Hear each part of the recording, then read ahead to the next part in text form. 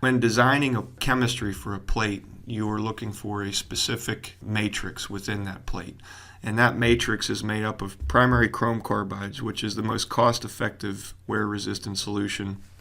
Chrome carbide, when it's manufactured, makes a large hexagonal primary carbide. And it is a great carbide to use against abrasion and some impact. Each time that we manufacture a chemistry, we go through a pretty strict R&D process. And this would include full micrographs, chemical analysis, and then G65s.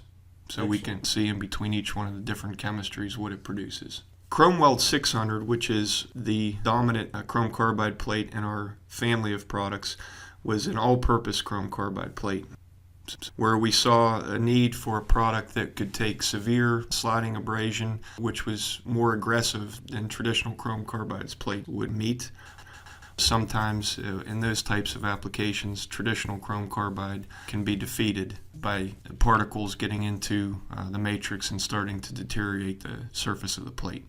On the smaller carbides, what you're trying to do is have a larger carbide that's locked in that matrix. You can also design a chemistry of all smaller carbides. An example of that would be something like a niobium, where it is a much smaller carbide in its truest state.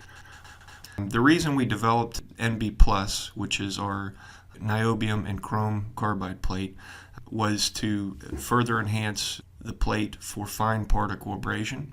What niobium does as a carbide is it forms a very small, tight, nodular carbide, and it makes a very, very dense matrix and very tight between the primary chrome carbides and the niobium carbides. And what this allows the matrix to do is have a very high resistance to high velocity or fine particle wear.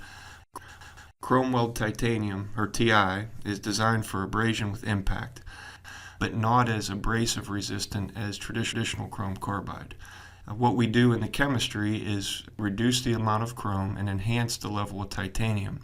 And what titanium does is help that plate take impact where traditional chrome carbide would potentially fail or spall. The offset of that, it is not as abrasive resistant as your Chrome Weld 600, but it definitely is still more abrasive resistant than any type of heat-treated plate such as a QT+. So it really bridges the gap between these two products where you would traditionally like to use chrome carbide but are fearful of having too much impact.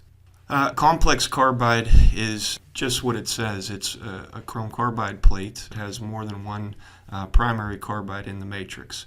The primary reason you do that is for its specific attribute of the secondary carbide.